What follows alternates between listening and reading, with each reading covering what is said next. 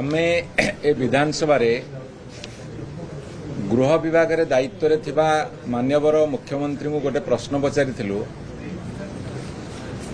2024 जून 12 तारिख परठू जेबेठू आपण सरकार दायित्व नेले महिला मानक उपरे केते संख्या रे को दफा रे अत्याचार करा जायछि ताकू टिके सूचना दियंतु।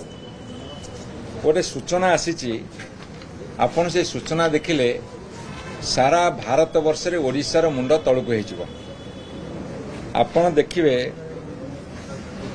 2024 जून मासरू ए 2025 जुलाई शेष पर्यंत ए 14 मास भितरे 37,611 अर्थात 38,000 महिला निर्यातन होती। से बलात्कार अच्छी, रेप अच्छी, अटेम्प्ट टू रेप अच्छी, मोलेस्टेशन अच्छी एवं से आपणकर किडनैपिंग बा अपहरण अच्छी, जो मानकर लापता, dowry suicide, dowry homicide, dowry torture, ता साथरे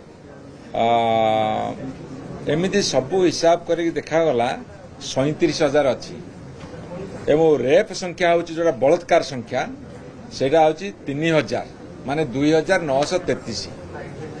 ये 14 मास भितर 3,000 रेप केस बर्तमान होती। एवं ता साथीरे विभिन्न जगार महिला मानू दुर्व्यवहार प्रदर्शन करने 10,000 पाखापाखि एवं किडनैपिंग केस होची बर्तमान 8,000 उपरे माने 8,000 महिला बर्तमान ओडिशा रू कुआडे किडनैप हो गले तार खबर भी नहीं, लापता हो गले।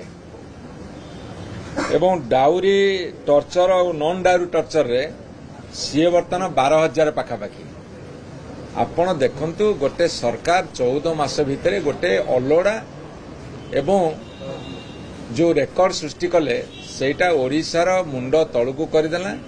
महिला माने असुरक्षित भाव में अच्छी, घरू गोड़ काढ़ी जावाकू तांको बर्तमान डर लगिलानी। तेणुकरी ए सरकार अपकर्म पई लज्जित होइछंती, तांको आमे निंदा करूचु, भर्त्सना करूचु। तुरंत ए सरकार पदक्षेप नियंतु, नहले चलई पारुनांती कही करी